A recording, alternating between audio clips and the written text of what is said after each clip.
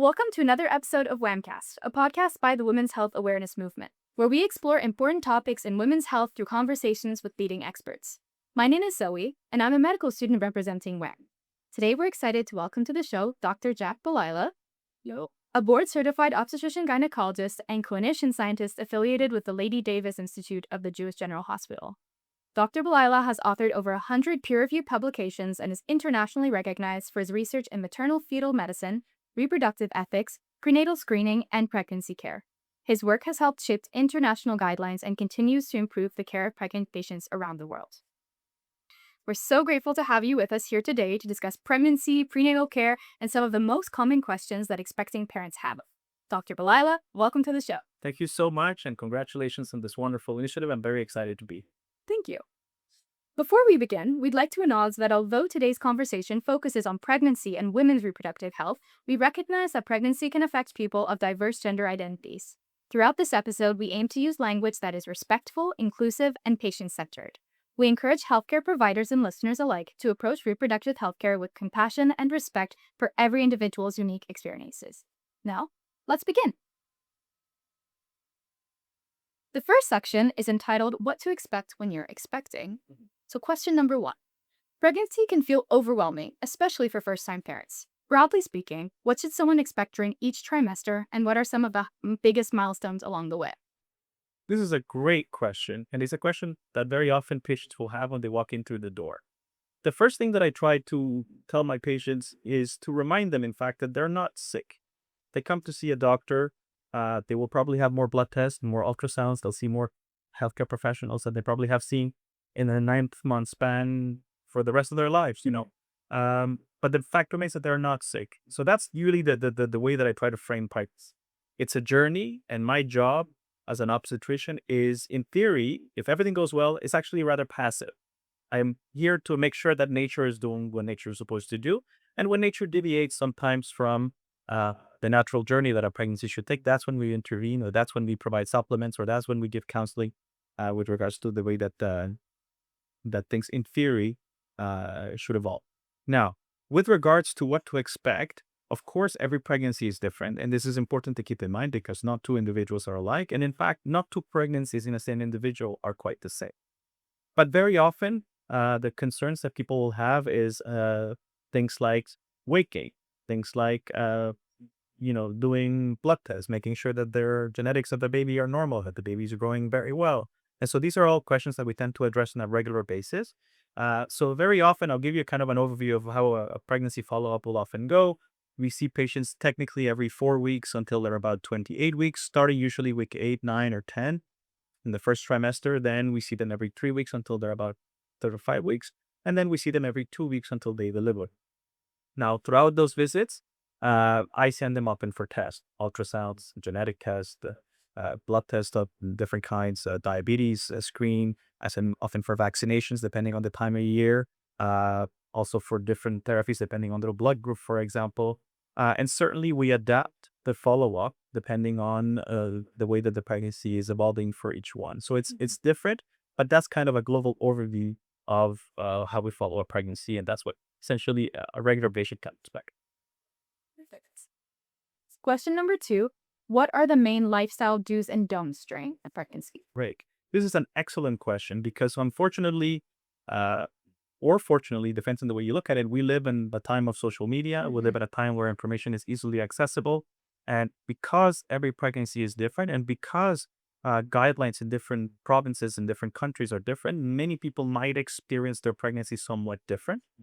But overall, I try to bring it back to that same concept that patients are not sick, and that therefore the changes that they have to make to their lifestyle are in fact not as severe or as strict as perhaps you might think in the first place. And so very often in terms of lifestyle, I will tell often patients to avoid certainly cigarette, alcohol, and drugs. If they engage in any of those activities prior to taking pregnancy, that's very important to stop.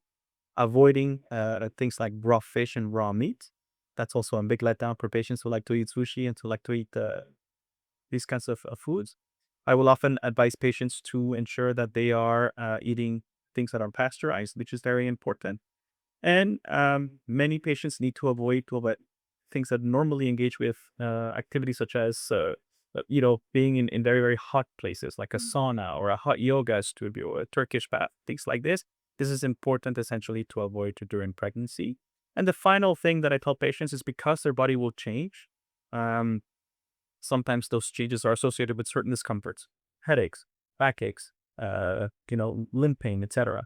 And like any normal individual, they might be prompted to take something to alleviate such discomfort. And very often, people outside of pregnancy might take Tylenol or Advil or some kind of anti-inflammatory. And pregnancy is very, very important to avoid anti-inflammatories. So avoid Advils, the Motrins of the world, the naproxens of the world, and really focus on the minimal dose of Tylenol that they might need essentially for pain. But other than that, they're able to engage in their regular activities, sports, intimacy, working out, traveling, driving, then the things that we do as human beings. Of course, it gets to a point where physically you're not able to engage in the same kind of activities or in the same kind of effort that you used to before because your body has changed or because your lung capacity has decreased to a degree or because you feel a little bit more tired. And of course, then it's a matter of adapting to your specific situation. But I have patients who work out until, they're in the 9 month about to deliver. I have patients who go from their job to the delivery room. I have patients who need to be on bed rest or have to be, to stop their activities just because their circumstances are a little bit different. So everything is varied. But this idea that somehow your lifestyle has to change significantly because you're pregnant, I think it's also a little bit oversold. And I try sometimes to bring that balance back down so the patients can be reassured that, in fact, again, they're not sick. And pregnancy far predates, of course, the onset of modern medicine. And we have been being born since the onset of civilization. So just to keep that in perspective and reassure patient very often. Yeah. So it sounds like there are some strict don'ts, but then other things are more patient dependent, like eat from work or exercising is very much respect your body, listen to your That's right. That's right. And then, of course, that's part of my job is to be able to engage in those kinds of conversations and figuring out the best and the safest plans for patients depending on their circumstance. Question number 3 is about weight gain. So we talked about this a little bit. So weight gain during pregnancy can also be a source of anxiety. Yeah. Based on your experience and your research in this area, how should patients think about weight gain and why does it matter for both the health of the mother and also of their baby? Certainly. So health consequences of weight gain are varied, and there's a varied literature actually on the outcomes or the consequences rather of either gaining insufficient or excessive weight gain during pregnancy and the kind of implications that might have for the baby and for the mom. But what's important to keep in mind is that the amount of weight gain that a woman should gain during pregnancy is actually dependent on her prior or her BMI prior to pregnancy. That is to say, if her body mass index, which is a function of both her height and her weight prior to getting pregnant, will determine how much weight you have to gain during a pregnancy. There are different models that estimate the amount of pounds or kilos that a woman should gain. And by the way, every woman, regardless of her weight, should gain some amount of weight. But certainly, the less you weigh prior to pregnancy, the more weight you ought to gain during the pregnancy. The idea is, of course, to ensure sufficient caloric intake, to ensure essentially sufficient metabolic function for the evolution of the natural and positive evolution of the pregnancy. So, for example, somebody has a normal BMI, we will often advise to gain anywhere between 25 to 35 pounds in pregnancy. Now, that is not to say that if you gain more weight than that, or if you gain less weight than that somehow you're going to be putting your baby at risk. No, but it's just that the relative risks, the risks tend to increase somewhat if you go beyond the range essentially that's pre-specified according to your BMI prior occurrence. Question number 4. Prenatal testing has advanced tremendously over the past decade. Could you explain the different screening and diagnostic tests available during pregnancy and how patients should approach these decisions? Certainly. This is a very, very critical and very often misunderstood question, and I'm happy to explore this with you further because it's important. So first of all, what is prenatal testing? Prenatal testing essentially, you're often talking about genetic testing, right? We want to make sure that the baby that is in utero and womb and developing is developing adequately, not only both in their morphological sense, which is to say that all of the anatomy is where it needs to be and so on, but certainly that from the genetic point of view, that the baby is developing well as well. Now, this is different between people who are said to be at low risk versus high risk. A person who is at high risk or at higher risk, dare I say, are individuals rather that have either a family history of some genetic condition that is known in the family that's been transmitted through generations. Say there are multiple people in your family might have it. But certainly when we talk about prenatal testing, very often we're thinking about what we call the NIPT, the non-invasive prenatal test. And this checks for the most common conditions that afflict essentially the human species that could go wrong, if you will, during pregnancy. And I say wrong as in atypical or an abnormal quote unquote result. Not that there's anything wrong with of course, having a trisomic baby, but it's often the one thing that people want to look for to be able to screen and to rule out. And so there are different ways in which we can do this. It remains technically still in the realm of screening, which is to say you have a big net to catch the most amount of people that are potentially at risk, so that then you can determine who amongst those is actually at risk. But you have two kinds of tests, and today there are the two screening tests that exist primarily are blood tests. So there is what we call the maternal serum screen, and there is the non-invasive prenatal test. So what's the difference between both? The maternal serum screen is essentially a blood test that a woman will often undergo between 11 and 14 weeks, sometimes between 14 and 16 weeks, depending on which test you're doing, which analyzes what we call placental metabolites. So hormones that are being produced from the placenta and during the pregnancy that, depending on their levels and some of their ratios, can raise the suspicion that in fact the pregnancy is affected with a trisomy of some kind, Down syndrome, for example, being the most common. Although it's not the only one, but it's the most common. The issue with that is it is a good test. It's not an excellent test because, as you can imagine, there's lots of variation in the amount of hormones that the placenta and the pregnancy are producing. And it's not a direct measurement of what we're actually looking for, which are the chromosomes in this baby, to make sure that there's the right amount of chromosomes. And so very often that test, and we speak in terms of sensitivity and specificity with regards to their predictive ability, their predicted value, they're not as perform as well, if you will, as the NIPT. The NIPT being the novel, sort of more common technology that exists. If you've heard of things like Harmony or Panorama test, that's what this test is. It's called the non-invasive prenatal test, NIPT. And what this does, actually, very interestingly, it looks for fetal DNA that is cell-free, that is to say that it's not encoded with any cell, that is actually circulating in maternal blood. And so you can do a blood test in mom and check for baby's DNA inside of the womb. This has a much better predictive ability to discern what is a real trisomy versus not, but it remains nevertheless a screening test. And by that I mean what? I mean that once you have a positive test, either on the maternal serum screen or the NIPT, then you need to move on to the diagnostic step. Now, one last thing about the NIPT has the added advantage that because it is looking at DNA of the baby, you can actually do it a little bit earlier in pregnancy, so as of 10 weeks.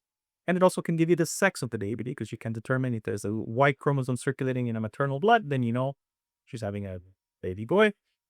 And of course, when you start speaking about twins, then it gets a little bit more complicated, the conversation, but nevertheless, you can still do this test with twins. And the point being is that if any of these two tests come back positive, and you have what we call a screen positive case, then you move on to diagnostic testing. And the diagnostic testing means what? Is doing an amniocentesis, which is the most common procedure. You could also do a different procedure where you take we'll call a CBS, a chorionic villus sampling. Is you take a piece of the placenta and you analyze the placenta, which you can actually do a little bit earlier than the amniocentesis. But by the time you get the results, very often you're more in the window of the amniocentesis, and that's where you essentially put a needle into the belly of the mom and you withdraw some fluid. That fluid itself, of course, has a lot of the DNA in the cells of the conceptus, the fetus, the baby. But then you can analyze directly what the genetic makeup of that baby is. And so if there's an extra chromosome 21, for example, like in Down syndrome, then can do an amniocentesis and have diagnosed that with as certainty as much as you can during pregnancy. So an amniocentesis is not necessarily offered to all patients. They have to undergo. Right. So this is a great question. In fact, there are some countries in where this is actually a lot more standard practice. And very often I get patients from these countries wondering when their amniocentesis is going to be. And it's a bit of an interesting discussion to have because it's just a cultural difference. But technically, if you follow the logic of how screening ought to work, you ought to really start with a screening test, and only those that test positive and are therefore at higher risk should undergo the diagnostic test. So it used to be back in the 80s, early 90s that everybody under 35 used to get an amniocentesis automatically. Now, with the onset of these new screening tests, we're able to discern exactly who's at risk. And we only offer it to those who are really high risk, as I mentioned before, either because they've tested positive on the NIPT or the maternal serious screen, or because they really have a family history, or perhaps even another scenario is where you have some finding on ultrasound that might be suggested of an underlying genetic diagnosis, and the only way we test to confirm would be to do an amniocentesis. And these screening methods are offered by like provincial healthcare. So in Quebec, the RAMQ. Right. So that's also an important caveat that we ought to mention. The maternal serum screen is covered by the provincial government. For all patients. The self-free DNA test, which is the NIPT, there is a government version that exists, which is the same technology as the one that you could afford privately. The one caveat is that there are certain criteria you ought to meet in order to be able to qualify as a public healthcare user for that particular test. Either you have to be over 40, you have had to had a prior pregnancy, for example, that has been afflicted with a trisomic child. You tested positive, let's say, in the serum screen, and you don't want to go to the amniocentesis yet, because this is a bit of a better performative test. Or, for example, you've met with a genetics team and they suggest that you really ought to do this test for X, Y, or Z reason based on your pregnancy. It's, again, it's case specific. Then the government would cover it. But for somebody who's otherwise at low risk and that doesn't meet those criteria and wants to do an IPT, unfortunately, it is still private. My hope is that eventually it'll be offered to everyone. Because there's good literature on this, that the yield of this test is actually greater than the sperm screen, even for low risk population. It's just a bit more expensive. And so I understand why the government may not be covering it yet. Okay, thank you. Question 5. Many parents become anxious once they reach their due date. How's the due date actually calculated? How accurate is it? And when does a pregnancy become post-term? Excellent. So a pregnancy, usually there are multiple ways of dating it. The traditional way, and I'm talking now in the 50s and 60s, was really to use the last menstrual period. Okay, we say that a pregnancy is 280 days, and you calculate essentially your due date, that amount of days from the moment that you have your last menstrual period. Those who have asked themselves the question is, well, but I only conceived 2 weeks after my period because I only ovulated 2 weeks after my period. And this is true. We used to count the last menstrual period as that black hole essentially marker because people know when they're bleeding. Not everybody knows when they're ovulating. And so we say, okay, we take the last menstrual period as that first sign and we count from that. So technically they'll say that 40 weeks is full term. I mean, term is technically 37 weeks. Full term, we will say, is 40 weeks. Anything past 40 weeks is post-term. And we don't let patients very often go past 41 weeks and 3 days. That is to say, 10 days past their due date. Because then the risks to the baby increase. And the fact is that even if there's no increased risk to the baby in that particular pregnancy, baby will keep growing.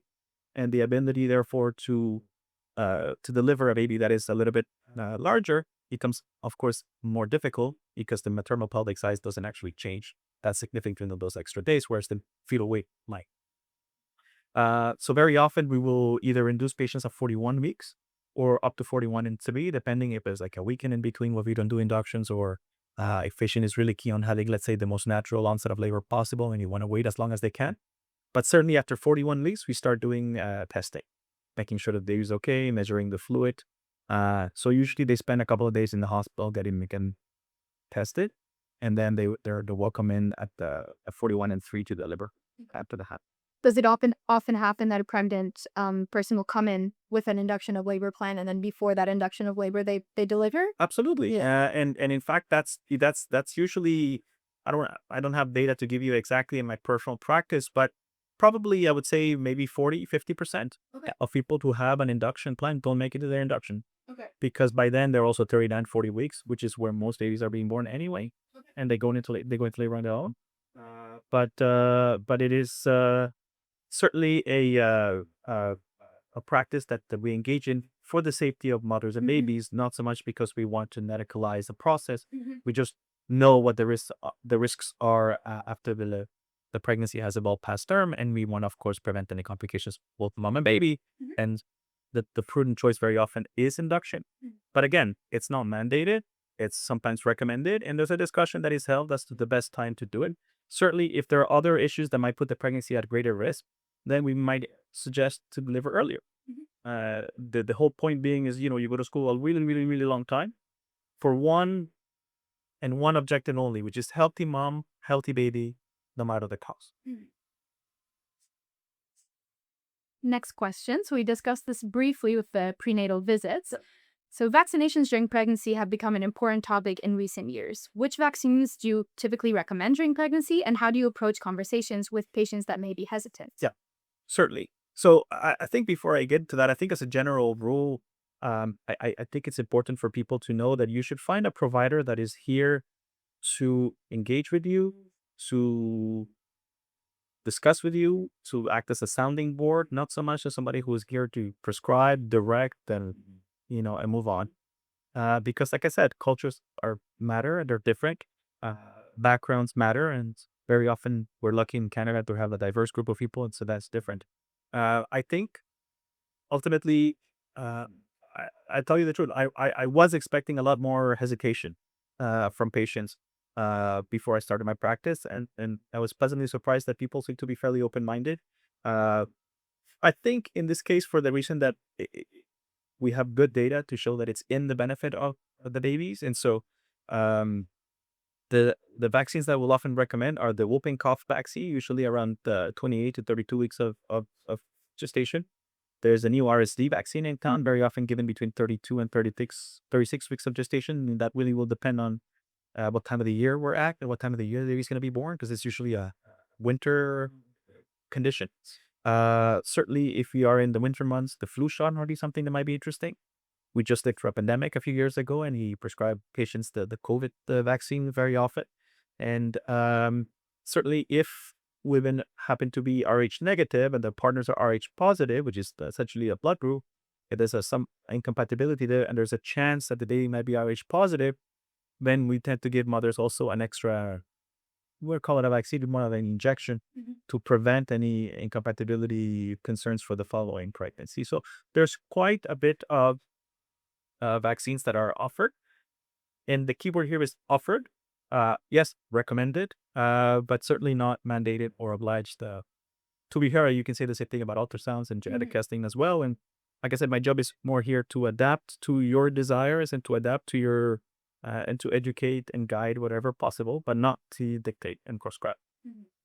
So for future medical professionals and maybe obstetricians out there listening, how do you approach vaccine hesitancy? Is it more like, here are the facts, here's a peer-reviewed essay? Is it more of an empathetic approach, or does it depend the patient? Like what? Yeah, it's a great question. And to say that I have no, an algorithm that I follow in this case happen, I don't. Very often, I try to the degree that I can to explore some of the concerns and some of the reasons as to why they might have hesitancy. Sometimes there's confusion as to what a vaccine actually does and what a vaccine actually is. So I try to approach every scenario quite differently. But I'm happy to say, like as I reported before, this is not an issue that happens very, very often.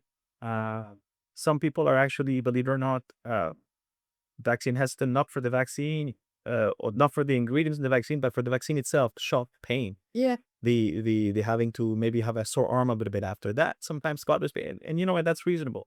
Now, I will say that in full transparency, as far as benefits of the interventions that we are often suggested and recommended in pregnancy, the vaccines for these particular things are probably amongst the least important interventions that you want to in pregnancy. And I want to be clear about that because I don't want to create any controversy. The idea is a vaccine is only as good, rather, the vaccine is not only as good, it's going to be given for conditions that though rare, have some prevalence in society that can actually impact the people.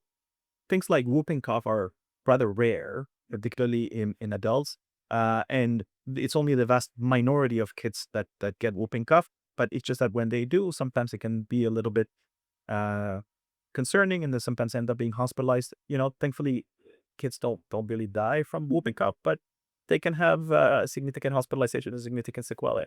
So I try to approach it more as a kind of a global idea, not so much as to like, this is the vaccine, this is why you should do it. Too bad if you don't want it. Yeah. But very often I will say that there's such a thing as the NNT, which is an epidemiological measure of the number of people that you would need to vaccinate to prevent a single case, let's say of whooping cough, giving that's the standard vaccine, regardless of the time of year, regardless whether there's a pandemic or not. And the last I checked, the number was like 2,000. Okay. So you put that into perspective, and you say, well, you would have to vaccinate 2,000 people in society to prevent one case. It seems like a lot. And sometimes when you put that into perspective for patients, very often they feel a little bit less anxious, and they feel a little bit less, I don't say guilty, but they feel a little bit less hesitant to say, maybe this is not for me. And I respect that.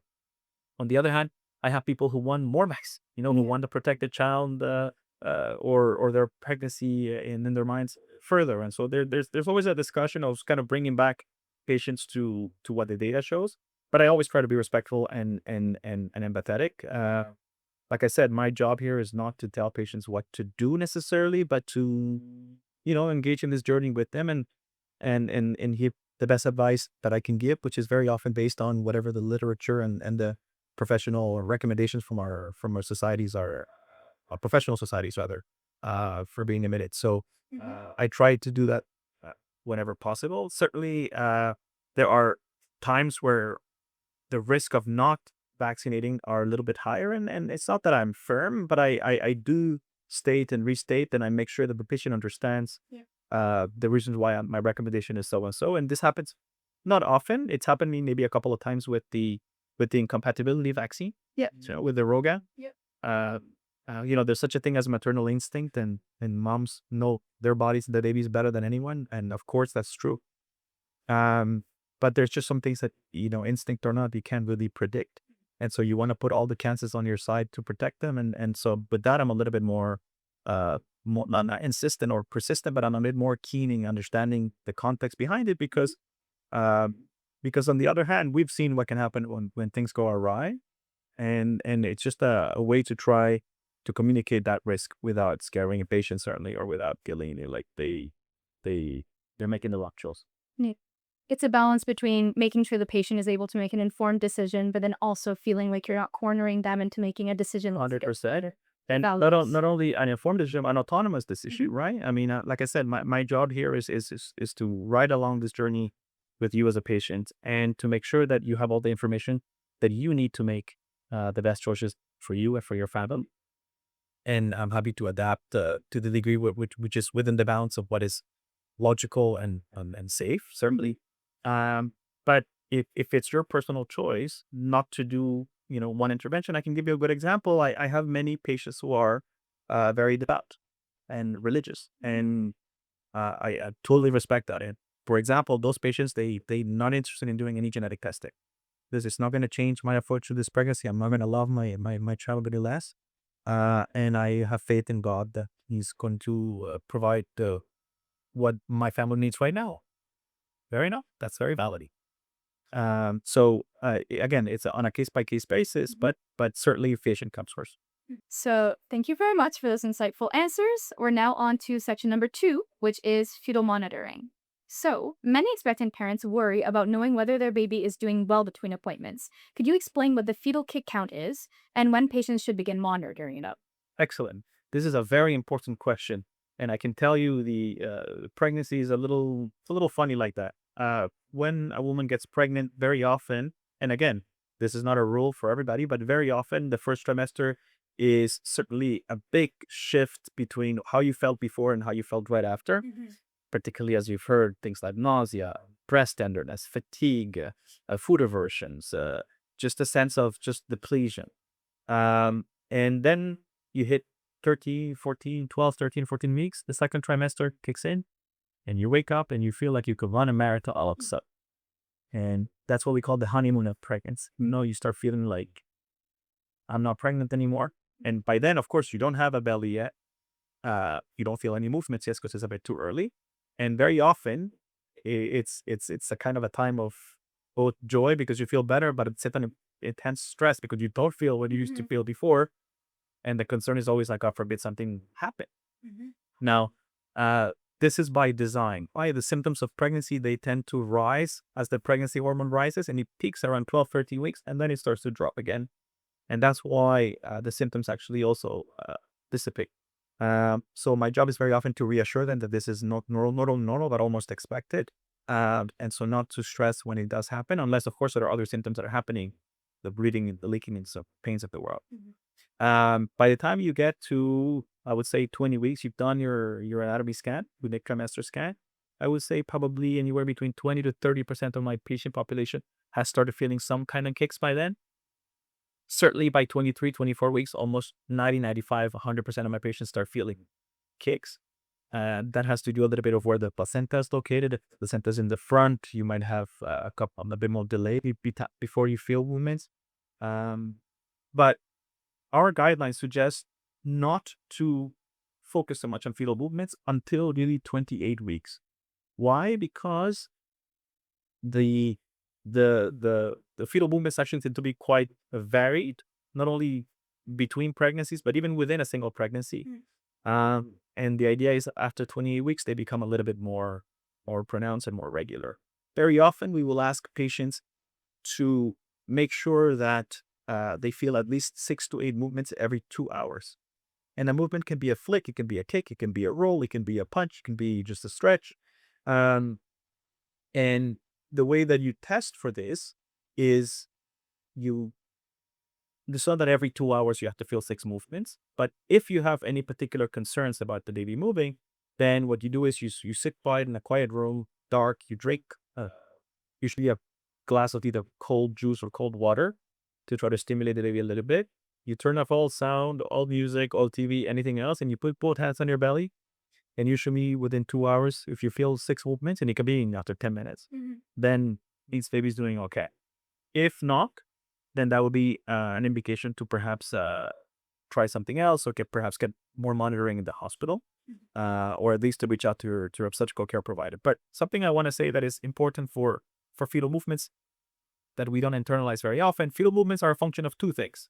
One, yes, of course, the movement themselves, but number two is the perception of the movement. If mom is busy and she's going about, she's working, or she has other kids, or she has to run errands, things to do, and she might not be paying entire attention to when the movements are happening, and the baby might be going wild inside, and you might not know because you're busy, preoccupied doing other things. So that's why they're taking a little break, removing any outside influence or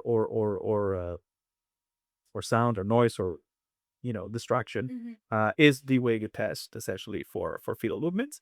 And the fact remains, not two babies are alike, and the idea is that we really ask patients to test only when their baby has deviated from what is their usual, the habitual movement counts. Some babies move, for example, a lot more at night than they do during the day, and so if that's the way that your baby has gone through and through the pregnancy, but that's fine.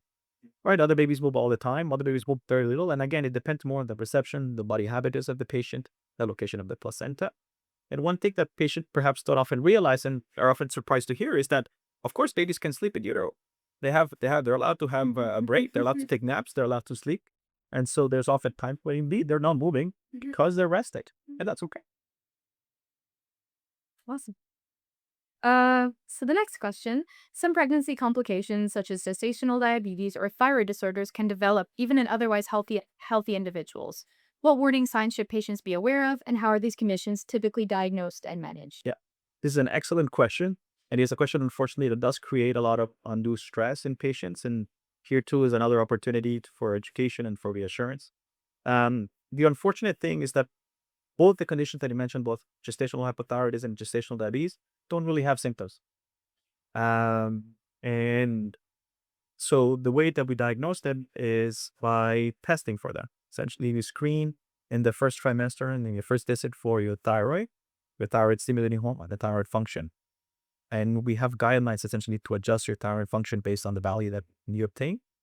Gestational diabetes, however, is only tested often between 24 and 28 weeks, unless you have either a prior history or there's factors to test it for. But then again, there you really don't have any symptoms. And I have to say, gestational hypothyroidism, gestational diabetes both share the word gestational because they're really primarily pregnancy conditions.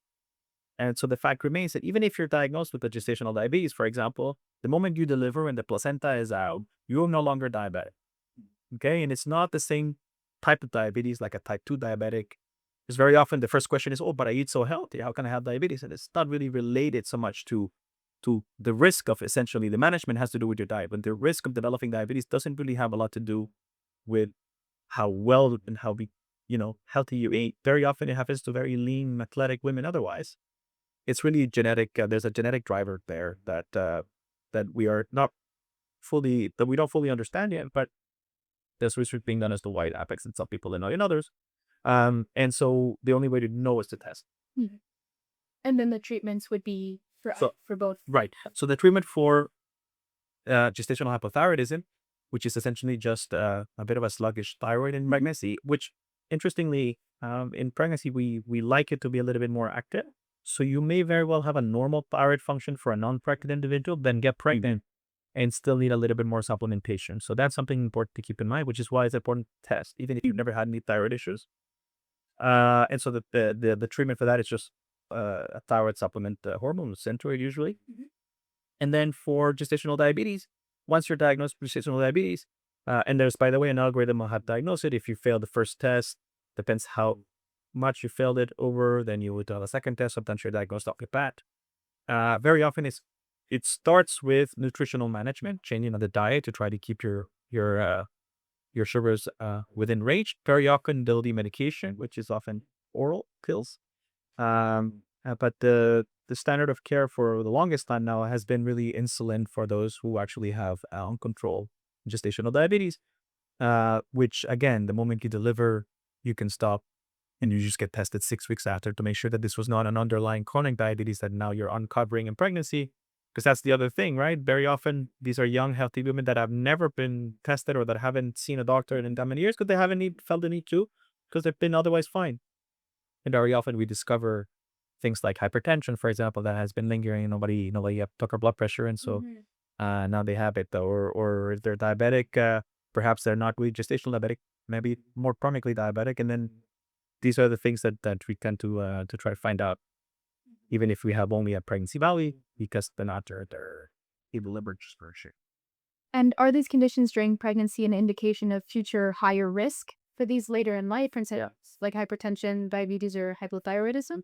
I don't know if you've ever heard, there is an adage. It's very often it's in the medical literature, they call pregnancy a stress test for life. Yes. The idea being that you're putting your body through a metabolic marathon, if you will, within a 9-month period, and you're seeing essentially how the body's responding.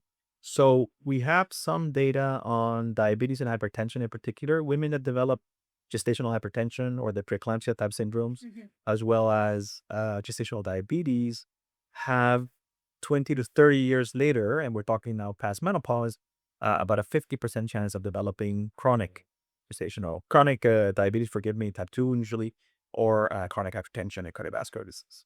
So it is a stress test for life in that it gives you a window into the future without you having the condition right away, which in a way, of course, is nerve-wracking to a degree, but it's also a bit of a blessing that you're able to see into the future in a way that perhaps you otherwise wouldn't have, and make the changes that you need. Yeah, it's like a warning sign. Prior to get into that book in your life. It would be interesting to see, in fact, and perhaps there's some literature on this, I'm not sure, whether having been diabetic the first time changes somehow your diet for the second pregnancy, and see whether you're of course more at risk of developing diabetes the first time For the genetic predisposition. But the question is whether that potential is fulfilled even if women maybe change diets. Something. How much is lifestyle? How much is Yeah, and it's not clear from the literature, but that's why ultimately we test everyone, at least in Canada. I know in the States sometimes it's a bit different because they have targeted screening, but here it's universal screen. Kind of take a moment. No. Okay.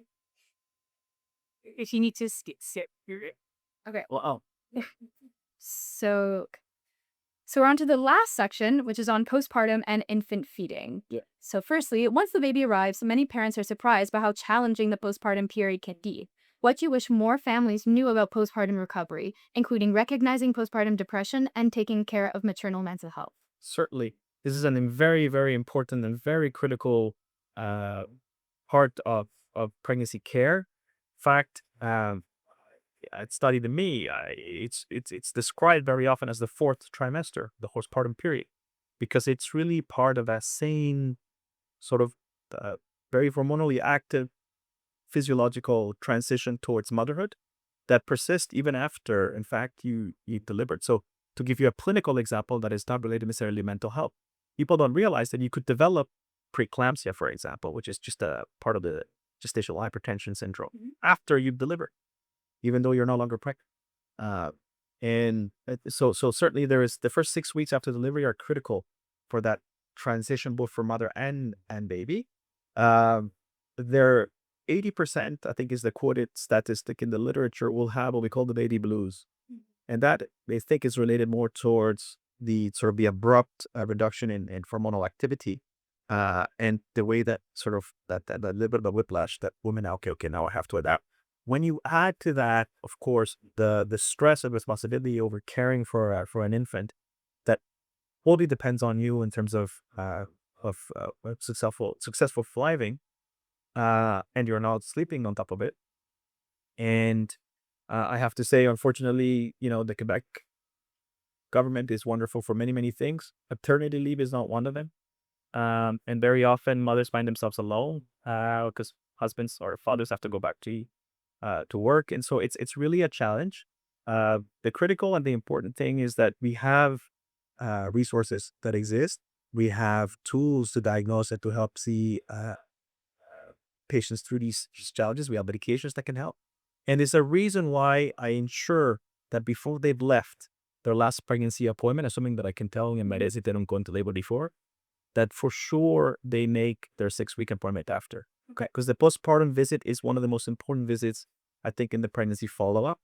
And it's just a way, and very often by then, by the way, that dip because of the postpartum blues will have dissipated, and patients find again a bit of a balance again.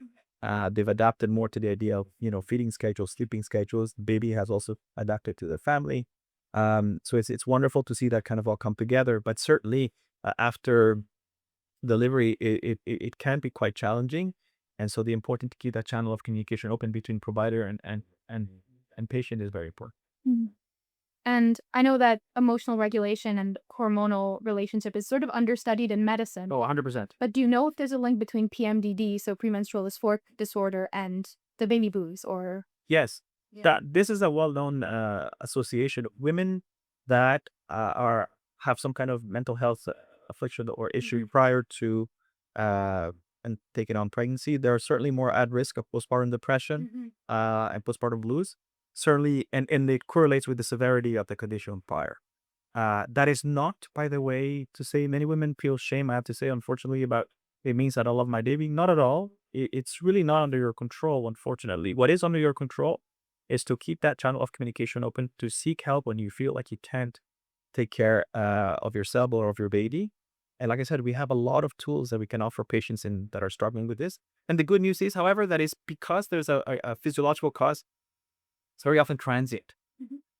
And they do very, very well. Like I said, by the time I've seen them at 6 weeks, any issues that they had with the postpartum blues have dissipated. And rarely, but again, not so rarely, that is so uncommon, we get the call at 3 weeks, like, I'm not doing very well. Is there anything I can do? Can I come and see you earlier? Of course. And we will arrange for that to make sure that they get, if it's medication that they need, if it's therapy that they need, if it's a labor mill perspective. If very often, you know what it is? It's often, I don't know if this is normal. And it's just sometimes telling them that, you may be waking up 3-4 times a night. It's not so abnormal at this stage. It reassures them beyond what a medication could do, and that's all sometimes that they need. So it's very important of it to try and dig a little deeper as to what their issue and the wood might be. We can't always figure it out, but it's it's important to have this conversation. But Okay. So, infant feeding is another topic that often comes with strong opinions. How do you counsel families when deciding between breastfeeding and formula feeding, and what do you think is important to parents to remember? one line, which is a bit of a cliche, but it's really, really true. Fed is best. Whatever way you decide to feed your child, for whatever reason that might be, whether you are, uh, anti-formula or anti anything that is mass produced, all the power to you, and you want to breastfeed, Godspeed. If you really are somebody who values sleep, not so much because you don't care about baby, of course, but rather because otherwise you're not functional and you're not able to help your baby in the way that you do, that you otherwise would like to. And you want to share, for example, those duties with your partner, and they can wake up in the middle of the night and give the baby a model formula. Perfect.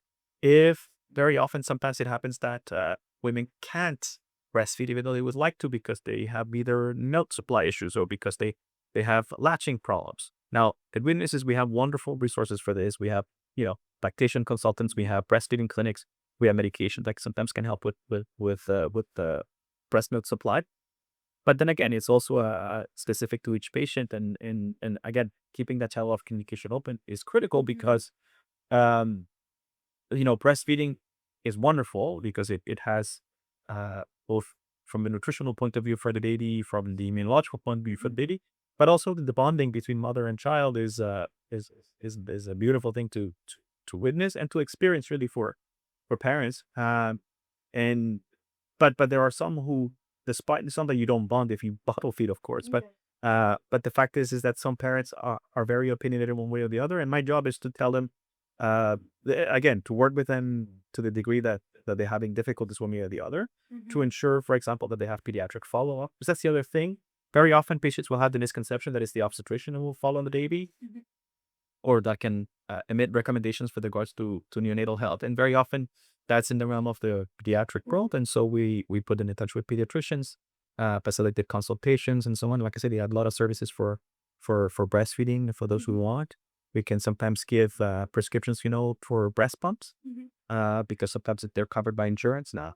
And that allows them essentially to feed the baby in the way that they see best. And as long as baby is being fed and gaining weight and having, a significant amount of diaper changes a day, it means that things are okay and they're thriving and growing. Like I said, I'm never here to judge. I'm here to help you and to walk you through this journey and to facilitate things that otherwise we don't have access to out of, you know, being a physician and working our job. Mhm. So, next, and related to breastfeeding, how reliable is breastfeeding as a form of contraception, so otherwise known as the lactational amenorrhea, Yep. and what conditions have to be met for this to work? Great. This is a very interesting point because patients are not familiar with this idea very often that breastfeeding can act in fact as a contraceptive. And very often they are asking me why.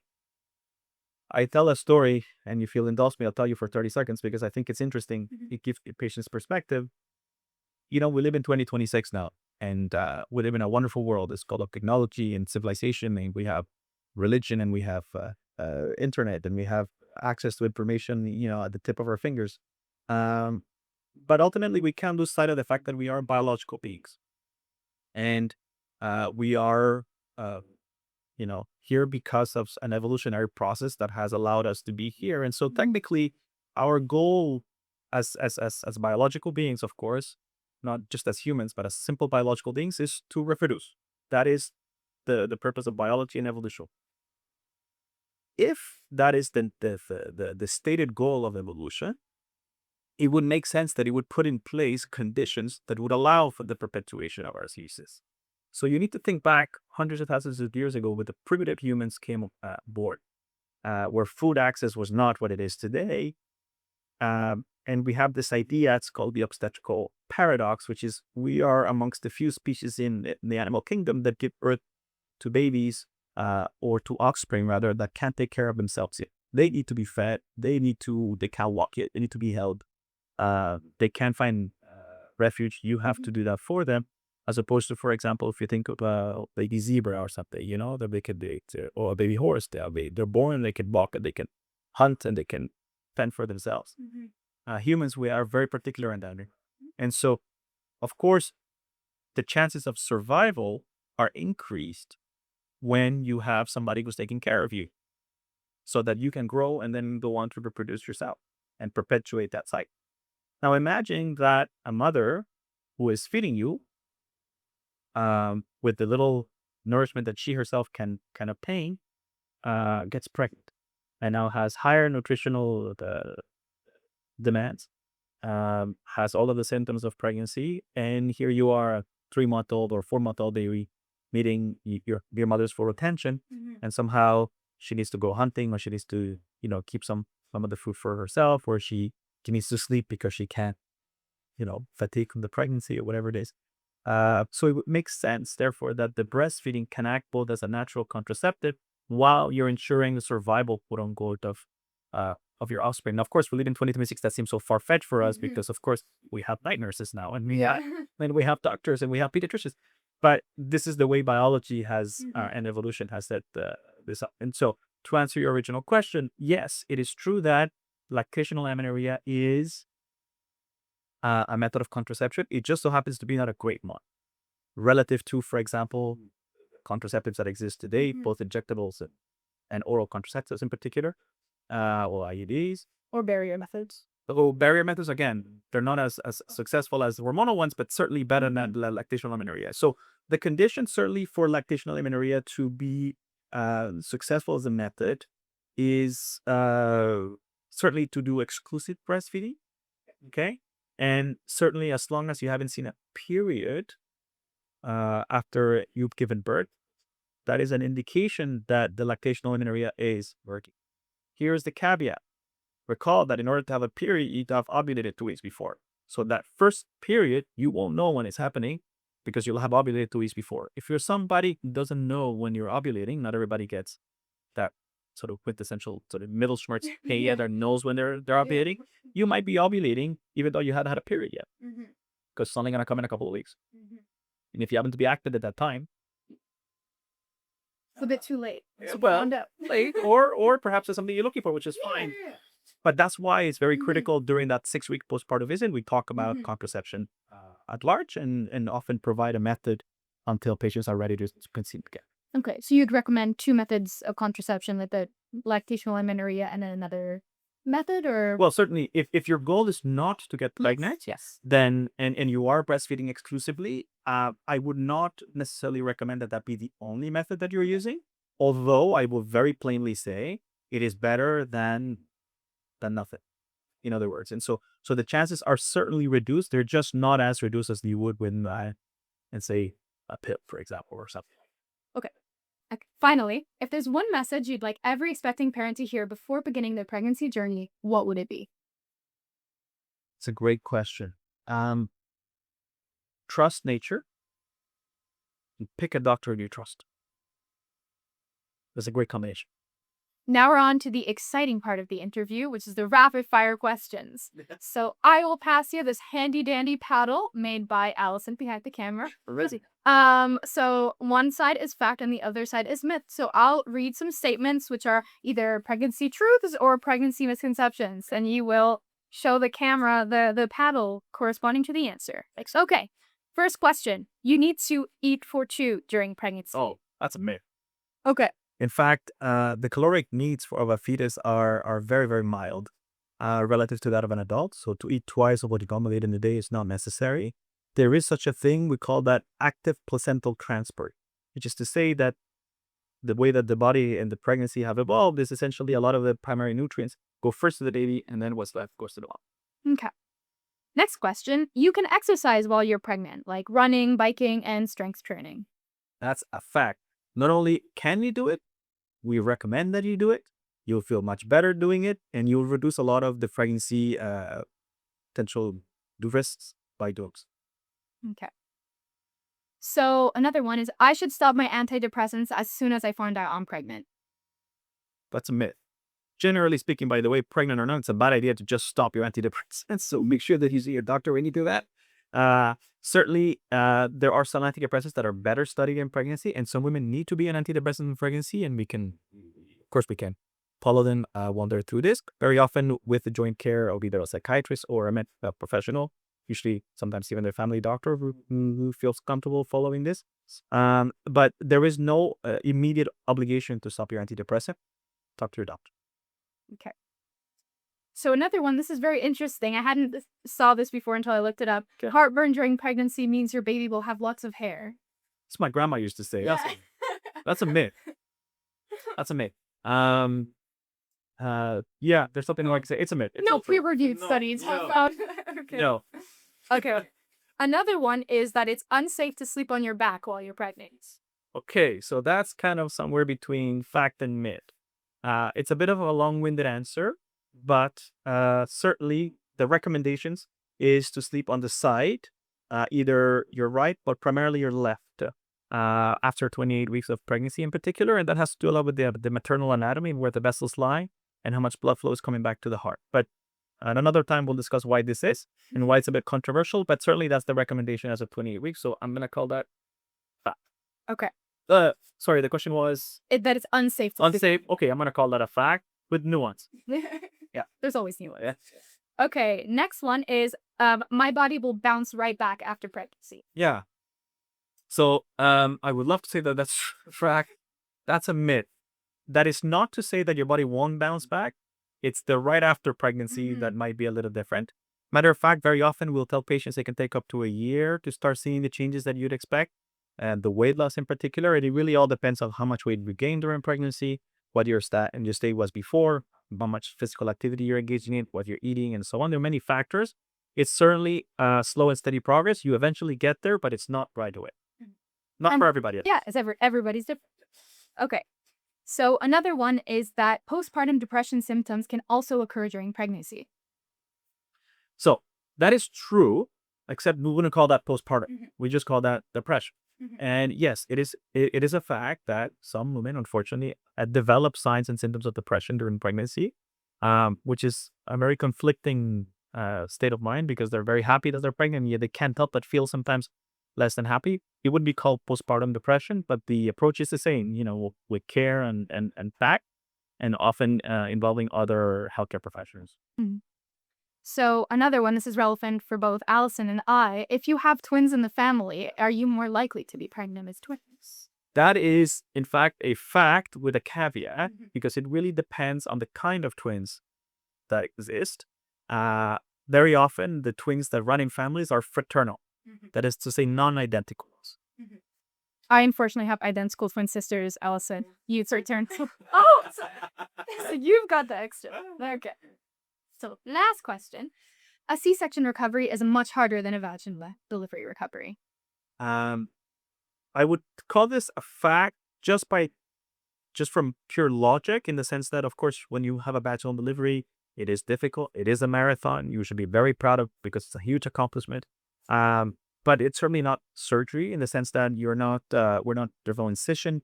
There's not often, but sometimes there's also no epidural when you do a vaginal delivery, or a spinal. And so, very often the recovery is a little bit more difficult, primarily because very often the C-sections are done after you've been in labor for how many hours? And that's not to deter anybody from getting pregnant. It's just to say that sometimes that's the reality. Labor doesn't progress and you have to go and end up in a C-section. But by far and away, most young women who are otherwise healthy, they bounce back fairly quickly from the recovery point of view. When I meant before, and the question before was more their weight. Yeah. And so getting back to the regular functioning activity. Yeah. Thank you very much. Dr. Balayla, thank you so much for joining us today and for sharing your expertise. We'll truly appreciate your dedication to advancing maternal and fetal health through both compassionate care and innovative research. Your insights have helped answer many of the questions that expecting parents have, and we know our listeners will leave feeling more informed and empowered. I'm so happy. Thank you for having me. This was wonderful. To everyone listening, thank you for tuning in. Be sure to follow WHAM on Instagram and Facebook at wham.initiative to stay up to date on future podcasts, educational campaigns, and upcoming events. We'll see you next time.